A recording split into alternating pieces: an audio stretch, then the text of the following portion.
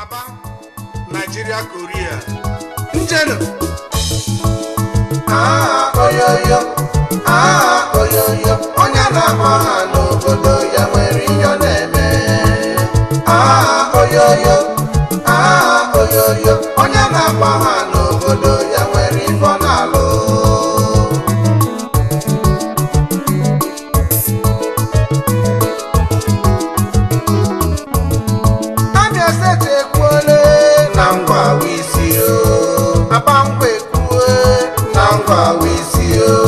Ndị oyibo ekwuo na ngwa wisi onye na-agba ha n'obodo ya nwere ife ọ na-alụ.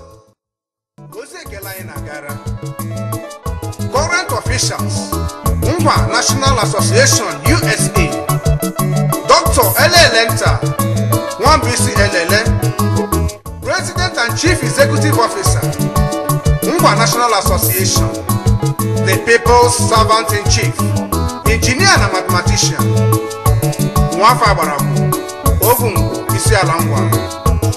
Ekele kelere m Mr. Vincent Nwa, President Alabama Chapter, Mr. Joseph Ukoronta, President Atlanta Chapter, Mr. Godwin Ahera, President Austin Chapter, Mr. Amadike Amanaho, President Baltimore Chapter, Mr. Chibike Ihenacho, President Bay Area Chapter, Mr. Obioma Wannono, Chicago Chapter, Mr. Ajawamo, President Connecticut Chapter, Mr. Peter Ebere, President Dallas Fort Worth Chapter, Mr. Francis Obunna, President Dallas City Chapter, Mr. Mo Wachuku, President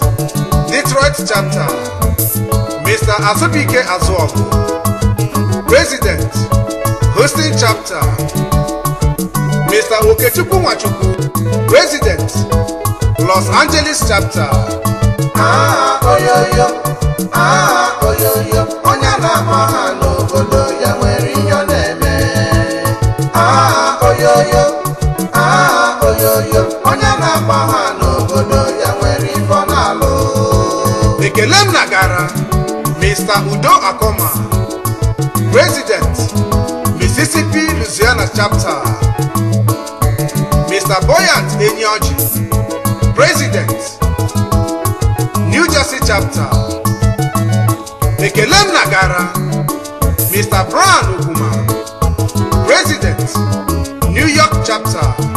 Ekele kelere m Chief Uchendu Njoku, President North New York Chapter. Kedukwanu maka Mrs. Beatrice Nyama, President Ohio Chapter. Anyị na-ekelezi Mr. Chidebere Uziche, President Philadelphia Chapter. Anyị ekele Mr. Friday Mgbechinyere, President Southern New Jersey Chapter. Kedukwanu maka Mr. Isaac Onyema, President St. Louis Chapter. Anyị ekelele Mr. Ihoma Ironde, President Washington Chapter. Ekele kelere m Mr. Chus Onwule, President Florida Chapter. Anyị na-echetakwa Mr. Macaulay Azuoku, President Colorado Chapter. Anyị na-echeta Chief Chidi Nwobubu, President Central New Jersey Chapter. Anyị ekele Mr. Chibeze Ogbonna, Canadian President. Anyị ekele Mr. Hyacinth Onyebuchi, President North Carolina Chapter. Oyoyo. Oyoyo. Onye na-akpọ ha n'obodo ya nwere ihe ọ na-eme. Oyoyo. Onye na-akpọ ha n'obodo ya nwere ihe ọ na-eme. Oyoyo. Oyoyo. Onye na-akpọ ha n'obodo ya nwere ihe ọ na-alụ. na-agakwara ndị National Council Representatives na branches niile dị iche iche, ndị dịka Dr. Emeka Uziche, Council Rep Alabama Chapter, Mr. Sam Nwogu, Council Rep Atlanta Chapter, Lady Comfort Eze, representing Austin Chapter. Anyị ekele Mr. Charles Okemba, representing Baltimore Chapter. Anyị ekele Dr. Okechukwu Nwamburuka, representing Bay Area Chapter.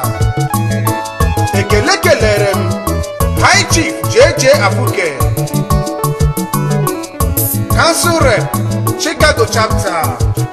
Anyị ekelele gị Mr. Nnamdi Nwachukwu, representing Connecticut Chapter. Ekele kelere m Nwada Diana Agụwa, onye nnọchite anya anyị na Dallas Fort Worth Chapter. Anyị ekele Mr. Temple Raymond Obani, Dallas City Chapter representative.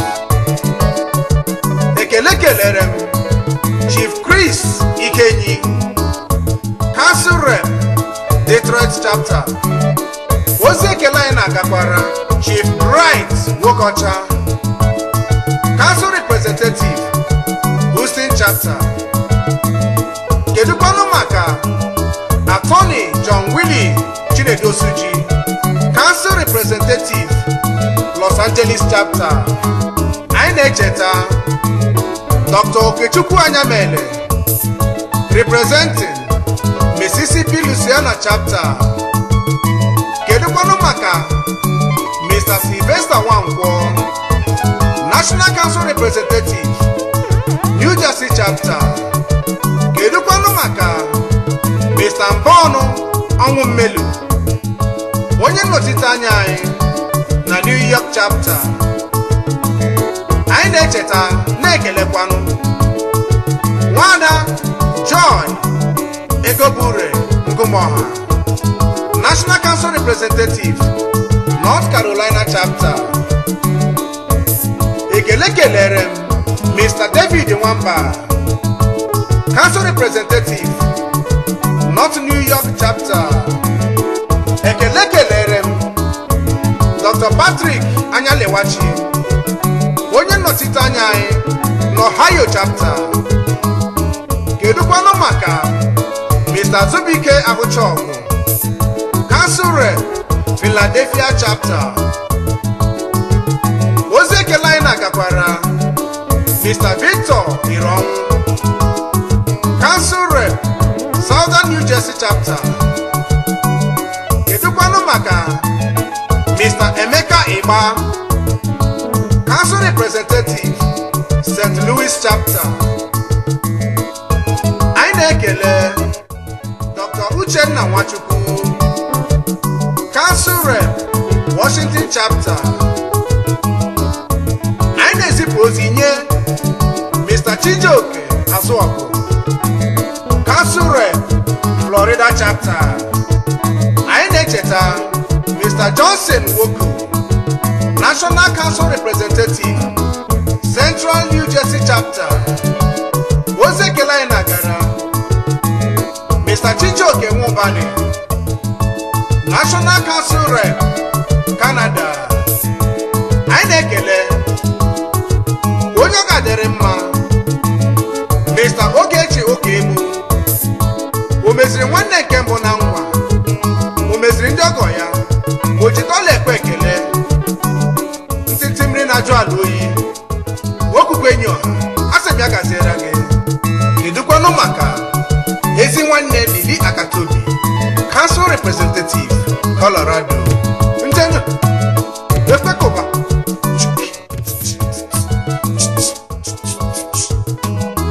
ma ndị anyị kpọrọ aha ma ndị anyị na-akpọghị aha ha, asị m ya gaziere ụnụ. Ori were nụ chetakwa nwanne ya. Ngwanụ oyoyo